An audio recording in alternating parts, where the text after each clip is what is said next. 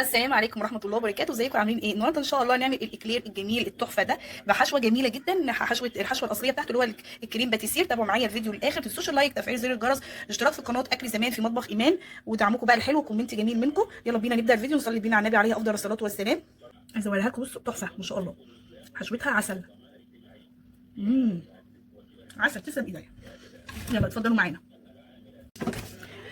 اول حاجه اعملها اللي هي الحشوه اللي هي كريم باتيسير، عباره عن 3 صفار من البيضه، كوبايه من اللبن، رشه من الفانيليا، نص كوبايه من السكر، وهاخد معلقتين من النشا. دي علبه كاستر بس انا حاطه فيها نشا، تمام. وهاخد كمان معلقتين من الكريم باتيسير، تمام. اول حاجه اعملها نسمي الله كده، ونصلي على الرسول عليه افضل الصلاه والسلام. اجيب طبق كبير شويه، احط فيه الثلاث صفار، احط 3 صفار البيض بالشكل ده كده، تمام. عندك كاستر استخدمي الكاستر، انا ما عنديش كاستر، فده بقى البديل ودي الكريمه الاساسيه. 3 صفار من البيض، واحط عليه رشه من الفانيليا، واقلب تقليبه كده حلوه، واحط السكر، نص كوبايه من السكر، واديها بقى تقليبه. الخطوه دي طبعا ممكن تعمليها في الخلاط. واحط كوبايه اللبن، تمام، واقلبها كويس جدا. حطيت كوبايه لبن، واحط نص كوبايه ميه، تمام. ممكن تعمليها كلها لبن. الخطوه بقى الثانيه هحط معلقتين من النشا، تمام، وبرده اديها تقليبه. اديتها تقليبه كده بالنشا مع معلقه مكونات بالشكل اللي حضرتك شايفاه معايا ده. هجيب بقى حله عشان ارفعهم على النار عشان اسوي النشا، تمام. النشا والبيض عشان البيض والنشا يستووا مع بعض، فهرفعهم بقى على النار. هو اول ما النشا ما يستوي والبيض هتلاقيه ربط. صلي على محمد عليه افضل الصلاه والسلام. هتلاقيه ايه، ربط ويقعد مع يسوي النشا وبيسوي البيض، اللي هو صفار البيض. تنيني ايدي فيه. احط المعلقتين الباتيسير اللي انا قلت لكم عليها، اللي هي كريمه الباستا، هي لونها اصفر بالشكل ده كده، واديها تقليبه. عندي معلقه قشطه من وش اللبن، هتقولوا لي ايه الاصفر اللي فيها ده، اقول لكم هي قشطه بقري على قشطه جاموسي، تمام، اللي هي اهي عشان بس اوريها لكم اهي، دي بقري ودي جاموسي. فدي بقى ايه التقليبه دي. بدا، بصوا بقى معايا كده، بسم الله الرحمن الرحيم، بدا يتقل معايا ازاي ما شاء الله اكبر. ممكن تعملي الخطوه دي قبلها بليله، وممكن تعمليها يعني لسه ما بداناش نعمل الاكلير، يعني قلت اعمله على ما يبرد يكون اللهم صل على النبي تقيل، يعني او نخلص الاكلير اهو. شايفين زي السكر، مش هتقل عليه كده، واحط البوتاجاز. بس كده حشوه الباتيسير او الباستر كريم معانا جاهزه. بس حطي بقى البوتاجاز كده خلاص عملنا اللي هي الباتيسير اللي هي الكريمه، وشلتها بقى تبرد، تمام. هجيب بقى هنعمل بقى عجينه الاكلير، عباره عن كوبايه لبن، كوبايه ميه، 75 جرام زبده، و75 جرام اللهم صل على النبي زيت. ممكن تخليهم كلهم زيت، وممكن تخليهم كلهم سمنه، ماشي. بس لازم فيهم الزبده اللي هي بقى العجينه الصح، لازم زبده على اللهم صل على النبي على زيت. هما يعني المقدار بيبقى 150 على كوبايتين اللبن، او كوبايه اللبن كوبايه الميه بيبقى مقدار 150. لو كوبايه بس هتبقى مقدار 75، اللي هو ربع كوبايه، تمام. خلاص كده. عشان هروح احطهم على النار، احط معلقه 2 من السكر بس، عشان دي السكر ده اللي هيبقى بتاع العجينه. عايزه تزودي تنقصي براحتك، دي بقى حسب اللي انت عايزه نوع العجينه مسكره قد ايه، تمام. هروح بقى ارفعهم على النار، احط بس عليهم رشه فانيليا، رشه خفيفه كده، مش عشان لسه هنحط فانيليا بقى مع بقيه البيض، تمام. طبعا هروح بقى احط كوبايه دقيق اهي، هنخلها كويس جدا. صلي على محمد عليه الصلاه والسلام. كده كوبايتين الدقيق هنخلهم، وانا متابعه البوتاجاز عشان ما يغليش جامد. كمان رشه الملح على كوبايتين الدقيق، بس كده. جينا هنا بقى كده على البوتاجاز. طبعا تستخدمي معلقه تكون كويسه وقويه معاكي، مش يعني في سيليكون ضعيف مش هتعرفي تقلبي لما تيجي تحطي الدقيق، تمام. استخدمي معلقه خشب، عندك اللي هو السيليكون القوي ده صفا يعني مكلفه وجايبه معلقه كويسه استخدميها، لكن المعلقه اللي عندي طريه، تمام. بس استخدمت بقى معلقه خشب دي، بستخدم معلقه خشب دي دايما في البلح الشام، واللهم صل على النبي في الاكلير، ما بطبخش بيه على فكره. انا خلاص كده اتاكدت ان الزبده ساحت تماما، وكمان السكر تمام. هتابع بقى لحد ما يغلي. اول ما يغلي بقى اروح حاطه مجهزه جنب اهوت الدقيق، اروح حاطه الدقيق وعليه رشه الملح. بص بقى كده بدا يغلي خالص اهو، تمام. هنزل بقى بسم الله الرحمن الرحيم بالدقيق واقلب، وهدي النار. خدي بالك تهدي اول ما تنزلي بالدقيق، هدي النار، تمام، وقلبي كويس جدا اهو. بسم الله الرحمن الرحيم. بسم الله كده، صلى على الرسول عليه افضل الصلاه والسلام. وقلبي انا هديت النار على فكره.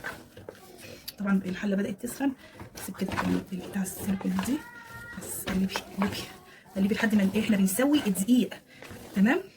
مش عايزه ولا ذره دقيق، في دقيق كده حاجات بسيطه كده، انا مش عايزه دقيق خالص اهو. بدا كل حاجه تختفي دي بس كده. والبوتاجاز النار بتاعته يعني هاديه شمعه كده، حاجه كده جميله وحلوه. سيبها تبرد، حطها بقى في طبق تاني تمام، واسيبها تبرد. انت مستعجله اقعدي اضربي قلبي فيها كده، او حطيها في عجان، او اضربي بيها بمضرب الكهرباء. انا يا ستي مش مستعجله خالص كمان. انا هسيبها تبرد براحتها، اغطيها بس بكيس عشان ما تنشفش، واسيبها تبرد. تمام، وارجع بقى ايه نعمل الخطوه الاخيره مع بعض ان شاء الله. سبتها بقى ايه بردت بالشكل ده كده، كنت مغطيها بكيس عشان ايه ما تنشفش. تمام، هي بقى بردت خالص. حضرت هنا في الطبق، حطيت 3 بيضات، وحطيت البيض. تمام، يعني انا معايا ايه قول ايه كده، يبقى 4 بيضات ببيض البيض. قلت عشان مش عارفه استخدمه في ايه، فحطيته. معايا بيضه برده احتياطي عشان ايه لو عوزتها.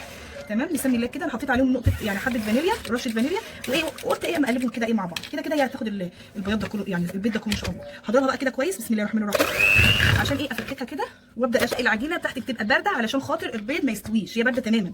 تمام، بسم الله كده، بسم الله الرحمن الرحيم. ننزل شويه من البيض ونضرب ثانيين كده. حطيت البيض كله، ننزل بس اللي على الجوانب ده، بسم الله الرحمن الرحيم، ونضرب.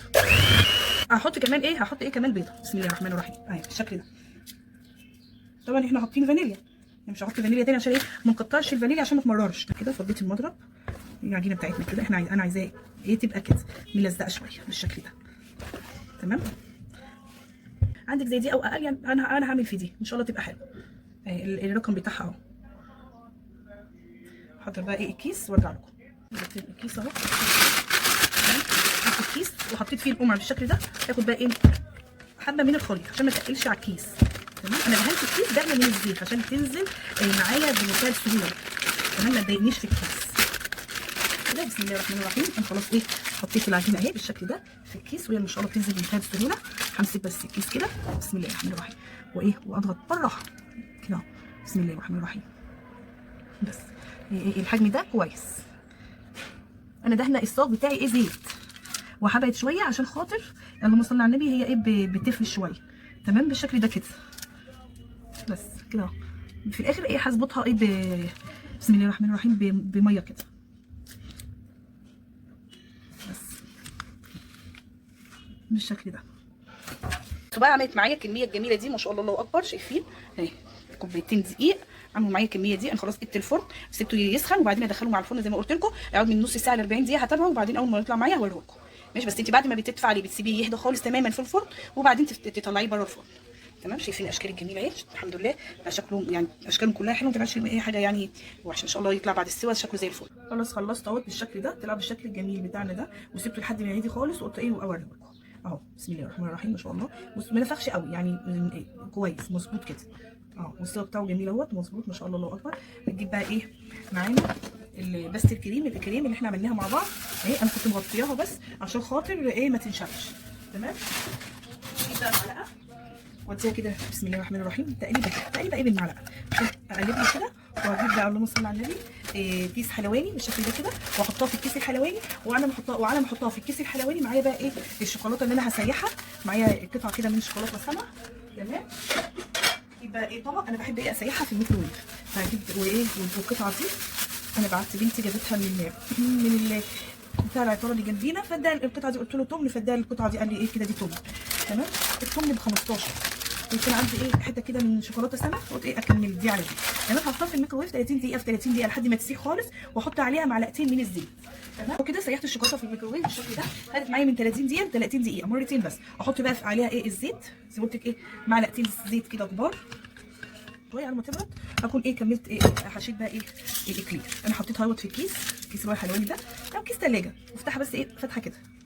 تمام، بسم الله كده، بسم الله الرحمن الرحيم. اجيب الاكلير وافتحه بس كده. نكمل واحده معاكم وبعد ايه اكمل الباقي ايه مع لوحدي بالشكل ده. بسم الله الرحمن الرحيم. بسم الله صلي على محمد عليه افضل الصلاه والسلام. عليه افضل الصلاه والسلام. صلى وسلم وبارك على سيدنا. افتحها بس من هنا كده شويه كده. طبعا لو عندك اللي هو القمع الرفيع اللي هو بتاع الحشو تبقى جميله ان شاء الله. ابقى اجيبه عشان الحاجات الحشو دي تبقى جميله. بس كده اكمل بقى كل الكميه بالشكل الجميل ده اللي انا افتحها كده. تمام، واحشيها. وعايزه بقى تفتحيها من هنا براحتك، بس انا بحب افتحها الفتحه دي تبقى شكلها ايه اشياء. خلاص انا حشيتهم كلهم بالشكل ده كده، حشيتهم كلهم من تحت. معايا بقى الشوكولاته اللي انا سيحتها. بسم الله كده، بسم الله الرحمن الرحيم وصلي على النبي. اديها بس كده تقريبا، وامسك الاكلير بالشكل ده كده بسم الله الرحمن الرحيم، واعملها كده انتوها بس كده اخبطها كده عشان كل الشوكولاته زي الزياده تنزل بالشكل الجميل ده. واحطها بقى ايه على الصاج كده ايه لحد ايه ما تنشف الشوكولاته. واكررها كلها، اكرر بقى لحد ما اخلص الكميه دي كلها، وبعدين ارجع لكم اوريكم الشكل النهائي. وكده بقى ايه حشيت الاكلير بالشكل الجميل بتاعنا ده، وكمان زينته بالشوكولاته. طبعا عندك شوكولاته بيضاء ممكن تعملي خطوط شوكولاته بيضاء عشان تكسري اللون اللي هو الاسمر. عايزه اللي هو لون الشوكولاته اللي هي البني دي، عايزه تعملي تحطي فرماسير الحاجات الحلوه ديت براحتك. كده وصلنا لاخر الفيديو، عملنا مع بعض الاكلير الجميل بتاعنا ده، وكمان عملنا الحشوه بتاعته جميله اللي هي الكريم باتيسير. ويلا بينا بقى نفتح مع بعض واحده كده ونشوفها مع بعض. هفتح بقى معاك واحده. ما تنسوش بقى اللي وصل لحد هنا، ما تنسوش اللايك وتفعيل زر الجرس واشتراك في قناه اكل زمان في مطبخ ايمان، ودعوه حلوه كده منكم وعشان القناه بتاعتنا ايه تعلى بيكم. شايفين حشوه جميله وحشوه عسل خالص. شايفين؟